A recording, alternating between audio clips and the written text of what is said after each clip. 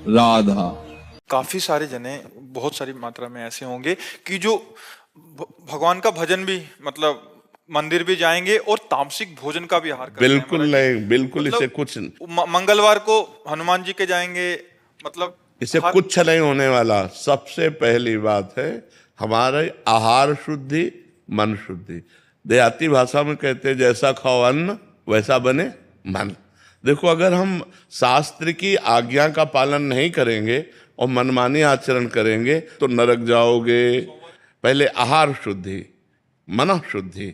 अगर जैसा खाओ अन्न वैसा बने मन। किसी भी प्राणी को दुख देना, हनुमान चालीसा का भी पाठ करते हैं। ये अपनी वासनाओं की, अपनी जिह्वा को थोड़ा रोको यार। शराब पीते हो, मांस खाते हो, अंडा खाते हो, इस तरह के व्यवहार करते हो, और हनुमान जी और शंकर ये ऐसे प्रसन्न हो जाएंगे, ऐसे काम बन जाएगा? कुछ नहीं बन जाएगा। अवश्य में भोक्तव्यम कृतम कर्म शुभाशुभम। जो तुम कर्म करोगे तुम्हें भोगना पड़ेगा। चाहे मुर्गा हो, चाहे बकरा हो, सब जीव अपने प्राण बचाना चाहते हैं। सब जीव, तुम उनको काट कर खाओगे, वो भोगना पड़ेगा। राम जी के रूप में भगवान ने यदि बाली के चरण में बाण मारा, तो भगवान श्री कृष्ण के चरण में व्याध के रूप में उसने बाण मारा। देखो ना, लीला देखो। भगवान ने अंतिम अपनी लीला, जो श्री कृष्ण लीला है, वो यहाँ संपन्न की कि भगवान के चरण में व्याध जो है बाण मार रहा है।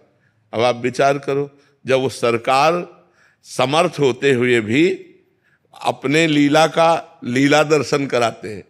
श्रवण कुमार के वध का संयोग बन गया दशरथ जी के हाथ से, शब्द वेदी बाण मार दिया। तो देखो, उनका जो कर्म था वो तड़प तड़प के अपने पुत्र भगवान राम के वियोग में प्राण त्यागना पड़ा कि नहीं पड़ा? भगवान उसको मिटा सकते थे, लेकिन भगवान नहीं मिटाते। अवश्य में वो भोक्तव्यम, गीता जी में कहा है। इसलिए हमारी प्रार्थना है कि तमोगुणी भोजन का त्याग करो, सात्विक भोजन और संयम से रहोगे तो तुम में जो बल आएगा वो एक महान पवित्र बल होगा। आज बल नहीं दिखाई देता, चेहरे में कांति नहीं है, विचार में पवित्रता नहीं है। ऐसा नहीं, हम पशु नहीं हैं, हम मर्यादा से चलने के लिए हैं।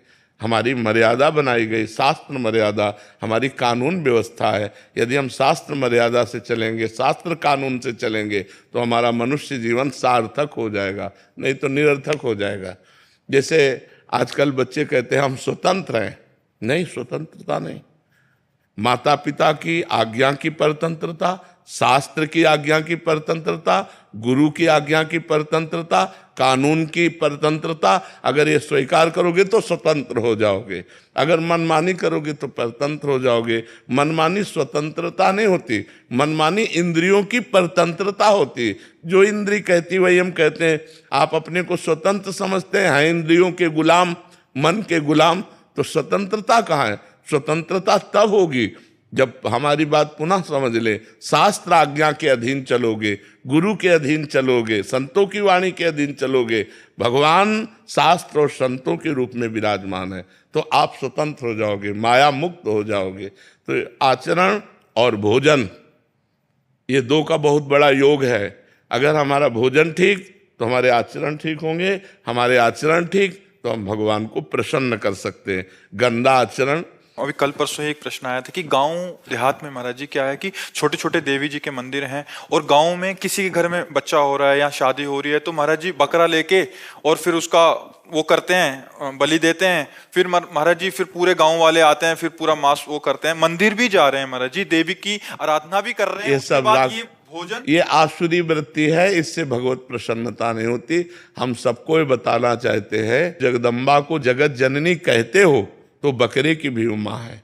जगत जननी है ना, माँ अपने पुत्र की बलि से प्रसन्न कैसे हो सकती है? हमें तो नहीं समझ में आता।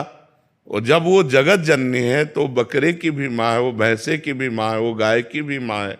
वो माँ जो जगत माता है, वो अपने पुत्रों की बलि से प्रसन्न कैसे हो सकती है? अगर वो प्रसन्न होती तो तुम्हारा मंगल हो जाता। किसका मंगल हुआ बकरे की बलि चढ़ाकर? हमें बताओ। देवी अप्रसन्न हो जाएंगी अगर नहीं किया ऐसा, तो महाराज जी ये भी माने। और अगर वो अपने स्वरूप में आ जाए तो सबको चाट जाए उनको। वो तो महाकाली है, महाकाल स्वरूप भी है, तो वो दुष्टों का संहार करने के लिए रूप माता जी ने धारण किया, वो दुष्टों का खून पिया, जो संसार के पवित्र जीवन जीने वालों के लिए वो मृत्यु काल रूप थे, जैसे महिषासुर, शुम्भ निशुम्भ, रक्त बीज। माता जी ने इनका संहार किया। इन बकरी बकरों का थोड़ी संहार करने से माता जी प्रसन्न हो जाती है। ये तो मूर्खता है, कोरी मूर्खता है। कभी माता जी प्रसन्न नहीं होती। हमें लगता है कभी ऐसे कार्य नहीं करने चाहिए और ये सोचो कि माँ प्रसन्न हो जाएंगी, मुझे ऐसा नहीं लगता। माँ ऐसे नहीं, कुपुत्रो जायते क्वचिदपि कुमाता न भवति। माता जी तो तब प्रसन्न होंगी जब सब पर दया करने लगो, सबको सुख पहुंचाओ, नाम जप करो, अच्छे आचरण करो, तो जगदम्बा प्रसन्न हो जाएगी। अगर फिर से उनको प्रसन्न करना है महाराज जी, और ये प्रथा चली है, और जैसे किसी के घर में पुत्र देखो शास्त्र में विधान है, नारियल की बलि, नींबू की बलि, इनकी बलि सात्विक बलि दे। आप कच्चा नारियल की बलि दे सकते हैं, तो ये भी बलि तो मानी जाती है। ये सब मनमानी आचरण है, इससे देवी प्रसन्न नहीं होती है। और देवी को रक्त चाहिए तो चराचर जीवों के हृदय में देवी विराज। देवी प्रपन्नार्थ हरे प्रसीद प्रसीद मातर जगतोखिलस्य प्रसीद विश्वेश्वरी पाहि विश्वम त्वमीश्वरी देवी चराचरस्य। त्वमीश्वरी देवी चराचर से, वो चर अचर की ईश्वरी है। उनको किसी के खून की जरूरत है, माँ को किसी की खून की जरूरत है। अरे माँ तो अपने खून को दूध बनाकर अपने बच्चों का पालन करती है। माँ शब्द कितना महान है, वो अपने शरीर के रक्त को दुग्ध में परिवर्तित करके अपने बेटे का पालन करती है। वो दूसरों का रक्तपान कैसे कर सकती है? ये दुष्टों के रक्तपान किए माता जी ने, जो समाज के लिए कलंक थे, जो समाज का द्रोह करके समाज को नष्ट करने में लगे थे। ऐसे राक्षसों को माता जी ने मारा है। शुम्भ निशुम्भ, रक्त बीज, महिषासुर। ऐसे नहीं है कि गलत सिद्धांत से न चले, नहीं तो नरक की प्राप्ति होगी। महाराज जी, आज जैसे आप कहते हैं कि भजन मार्ग, अभी तामसिक भोजन भी हो रहा है महाराज जी, फिर हम वही बात कर रहे हैं, और उसके साथ भक्ति भी।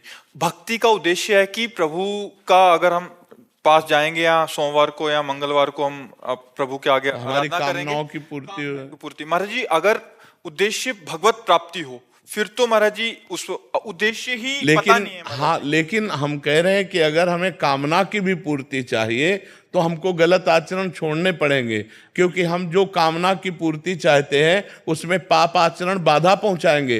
पाप का फल दुख है, पाप का फल विपत्ति है, पाप का फल संकट है। यदि आप मुर्गा मुर्गी खाते हो तो पाप कर रहे हो, और वो पाप आपकी कामनाओं को पूर्ण नहीं होने देगा। चाहे हनुमान जी के पास जाओ, चाहे राम जी के पास जाओ, जहां भी जाओगे जीवों की हिंसा करते हो, जीवों को दुख देते हो, गंदा आचरण करते हो, गंदा भोजन पाते हो, तो भगवान प्रसन्न नहीं होने वाले। और आप किसी मंदिर न जाओ, घर में पवित्र आचरण करो, पवित्र भोजन पाओ और नाम जप करो, तुम्हारे घर में भगवान आ जाएंगे। कहो सो कहां जहां प्रभु नाही, हरि व्यापक सर्वत्र समाना, प्रेम ते प्रगट होए मैं जाना। तो प्रेम कहां से आ जाएगा जब अपराध करोगे? इसलिए सब जो कामना भी पूर्ति चाहते हैं तो उनको चाहिए कि गंदा भोजन और गंदे आचरणों का त्याग करें, तो उनकी कामना जल्दी पूर्ण हो जाएगी, निश्चित पूर्ण हो जाएगी। समझते हैं कि मतलब मुर्गा और मछली का हिंसा करने से ये जीव हिंसा के अंतर्गत नहीं आता। क्यों नहीं आता? तुम्हारी अंगुली काटें तुम्हें कैसा लगेगा? दर्द नहीं लगेगा? उन जीवों को देखो, एक चींटी के भी पीछे अंगुली लगा के देखो, ऐसे वो भाग रही है अपने प्राण रक्षा के लिए। क्या उनमें जीव नहीं है? क्या मुर्गा अपना प्राण बचाना नहीं चाहता?